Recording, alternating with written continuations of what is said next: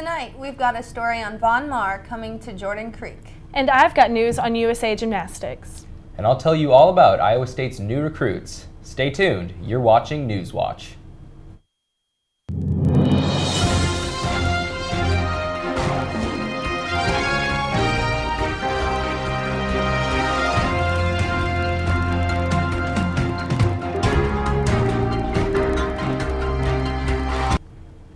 Welcome to Newswatch. I'm Kayla Brady. And I'm Kaylee Crow. Thanks for joining us. Drive 45 minutes south and you'll find yourself in West Des Moines, home of Jordan Creek Mall. In the year 2022, Jordan Creek is expecting a new store. The department store Von Maur will debut a 2-level store. The new store is expected to have a new, different look than already existing Von Maur stores. Representative and House Democratic leader Nancy Pelosi spoke about young undocumented immigrants known as Dreamers for 8 hours. She spoke on how an estimated 690,000 young undocumented immigrants have been protected under DACA and roughly 1.1 million more are eligible but did not apply. Trump suspended the program in September and gave Congress 6 months to come up with a replacement. Speaker Ryan states that they intend to do DACA immigration bill that the president supports. More snow is on its way. After the 7 inches of snow Ames received on Monday, Mother Nature is not done with us yet. Snow is forecasted to fall tonight into morning with another 2 to 4 inches expected. Ames is under a winter weather advisory from 9 p.m. tonight until 9 a.m. tomorrow. The snowstorm is not expected to be nearly as intense as Monday's storm, although winds are expected to reach as high as 20 miles per hour on Friday. Senators Joni Ernst and Jeanne Shaheen announced on Wednesday a resolution to establish a special committee to investigate sexual abuse in USA Gymnastics. They want to establish a committee to determine to the extent which USA Gymnastics and the USOC were complicit in the criminal or negligent behavior of their employees relating to sexual abuse.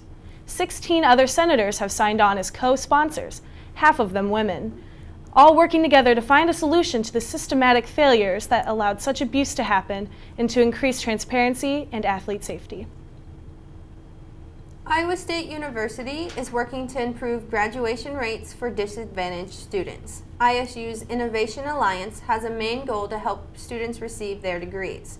If you are a student who has low income, are a first-generation student, or a student of color, you are their primary concern. Iowa State funded financial aid and scholarships are available to help students with the cost of admission.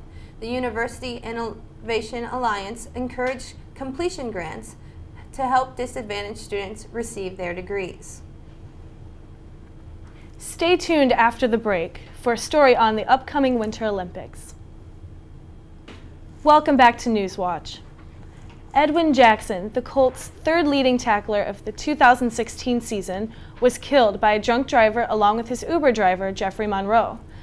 Mr. Orrego Savela was drunk driving when he hit and killed both Jackson and Monroe when they pulled over on the side of the road. Orrego Savela was living in the U.S. illegally and has been convicted for other crimes in the past. Studies show that immigrants are less likely to commit crimes than people born in the U.S. But Trump is using this and other individual examples to end immigration laws such as DACA. The 23rd Winter Olympics Games begin this week in South Korea. Competition started today, while the opening ceremonies will be held tomorrow. The 2018 Winter Olympics include 102 events in 15 different sports. Some Russian athletes will be competing and representing a neutral flag rather than their own, due to Russian athletes doping in previous Olympics. Closing ceremonies take place February 25th.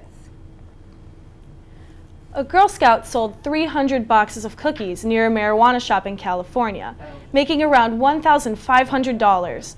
While some have praised the plucky scout for figuring out where the demand would probably be, the Girl Scouts organization has been wrestling with how to handle marijuana-adjacent sales, as more states have legalized the drug. Girls who wheel carts full of cookies are generally free to travel where they please with their parents, even if that path takes them past marijuana shops. But there are often stricter rules around where to set up booths or stands. There are no nationwide policies related to marijuana dispensaries. Each local organization sets its own policies. Oprah Winfrey has made it official. She will not be running for president in 2020. After her moving acceptance speech at the Golden Globes last month, speculation was in the air that Winfrey would run in the next presidential election. The rumors of Winfrey running for office came from her two close friends, who mentioned that she was actively thinking about running for president. Although Winfrey has said repeatedly in the past that she has no plans to run for office, she clarified the falsity of those rumors yesterday. Wednesday, Tesla lost more than $750 million in the fourth quarter as it scrambled to root out glitches from its operations and ramp up production of its highly anticipated Model 3 sedan. With the glitches taken care of, Tesla now hopes to be able to produce 2,500 of Model 3S a week by the end of March and 5,000 a week by the end of June. Mr. Musk said he was cautiously optimistic that it would begin to generate net income in 2018 as Model 3 production and deliveries rise. Up next, hear about Iowa State football's record-breaking incoming class. Stay tuned, you are watching Newswatch. Welcome back to Newswatch. I'm Ben Olson with your sports report. The Iowa State football team inked their best recruiting class in program history yesterday. Coach Campbell and the Cyclones received 3 more commitments on National Signing Day, making that 21 total players in the 2018 class. One of those 3 signees was 3-star quarterback Brock Purdy, who also had offers from powerhouses Alabama and Texas A&M. The 2018 recruiting class is the highest graded class Coach Campbell and his staff and Iowa State have ever garnered. This news has Iowa State fans excited for next season. Iowa State swimmer Mary Kate Luddy made a splash in the news when she was named the Big 12 Swimmer of the Week. Luddy received the honor as a result of her performance last week against Kansas. Luddy took first in both the 100 and 200 butterfly. Luddy hopes to continue her excellent senior season on February 21st at the Big 12 Championships in Austin, Texas. Last night, the Iowa State basketball team fell to the Texas Tech Red Raiders 76-58 in Lubbock. The Red Raiders gained their revenge after being beat by the Cyclones in Ames. Cameron Lard had a career night for Iowa State, scoring 22 points despite only playing 20 minutes due to foul trouble. Lindell Wigginton also recorded 13 points for the Cyclones. Due to injuries and illness, Iowa State had only 8 available players. The Cyclones hope to recover quickly as they return to Hilton to play the #1 Oklahoma Sooners on Saturday at 1 p.m. The Iowa State wrestling team has a busy weekend scheduled. The wrestlers will take on the Fresno State Bulldogs on Friday at Hilton Coliseum. Iowa State will be honoring their seniors Dane Pistano and Colin Strickland at this meet. On Saturday, the squad will travel to Cedar Falls to take on the 13th-ranked Northern Iowa Panthers. Both of those meets will begin at 7 p.m. The Super Bowl champion Philadelphia Eagles held their championship parade through the city streets today. Roughly 1 to 2 million Eagles fans lined up 20 people deep on the streets to watch the parade. Eagles administratives and players ventured through the parade on open-top double-decker buses. The parade route started at the team stadium and, fittingly, ended at the Art Museum famous Rocky Steps. Super Bowl MVP Nick Foles. Welcome back to Newswatch. I'm meteorologist Hannah Messier, and we've got a lot to talk about tonight. So far, it looks like Puxatawny Phil has been correct because the last week we have gotten a ton of snow, and it is still snowing out. Tomorrow we will also see some snow, but it does taper off as we head into the rest of the day. This weekend, the storms will clear out, but that means it is going to be brutally cold. However, right now it's 21 in Des Moines, 13 in Minneapolis, 13 in Sioux Falls. A pretty big temperature gradient here as it is 45 in Kansas City and 47 in Hayes. Across Iowa, 18 in Carroll, 21 in Des Moines, and 23 in Ottumwa.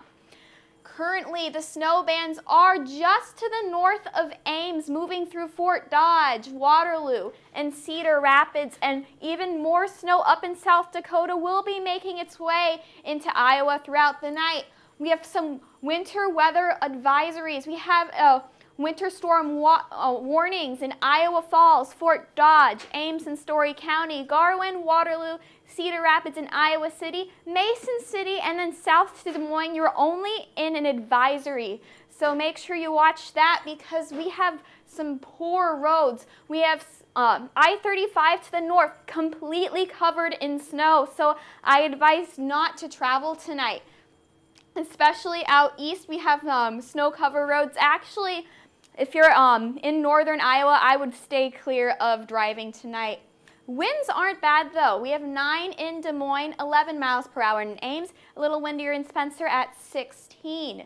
Let's take a look at what the snow is going to be for tomorrow. Tomorrow morning, it does seem to clear out. We have another band that comes through tomorrow night. This band will stay to the south of Iowa rather than to the north as we've been seeing the last few days. As we head into Saturday morning, again, the storms do appear to clear out. A few bands down in Lamoni and possibly in Ottumwa. Now, over the course of this system, Ames should expect to see up to 5-6 inches of snow through Saturday. Des Moines will see 2.5, 5 in Fort Dodge, almost 2 in Spencer, and 4 in Sioux City. So the area that will see the most snow is currently central Iowa and for us here in Ames. Now tomorrow the highs are going to be rather low. 14 in Olean, 13 in Waterloo, 17 in Manchester, 22 in Muscatine, 22 in Mount Pleasant, and 22 in Keosauqua, 15 in Atlantic, 17 in Creston, and 18 in Bedford. Then we have 8 in Sioux Rapids, 7 in Storm Lake, and 10 in Rockwell City. Tonight, again, it is cold, and we are going to see more snow that will continue into the early hours of tomorrow morning. The wind will be northeast from 7 to 14 miles per hour. Again, tomorrow, the snow will be heaviest in the morning, but that will slowly taper off as we head into our afternoon. The winds will be coming out of the north, and your high is only 14. Though there is an end to the snow, as we see from our extended forecast, the biggest snow chances tomorrow, but as we head into the weekend, we're going to be 14. It warms up a little bit on Sunday, we'll be at 20. And then as we head into next week, we are going to be in the upper 20s, except as we head into the end of next week, it'll be 23. You're watching Newswatch, and we'll have more after the break. Gerber has announced the new Gerber baby, Lucas Warren. Lucas Warren is the first child with Down syndrome to be named a Gerber baby. Lucas is a very outgoing bundle of joy and always has a smile on his face. According to Gerber spokeswoman Kristen Wooten, Lucas exemplifies Gerber's long-standing heritage of recognizing that every baby is a Gerber baby, and Lucas is a perfect fit. Well, that's it for this edition of Newswatch. Stay tuned, Ames Tonight is up next. Stay warm out there, Ames.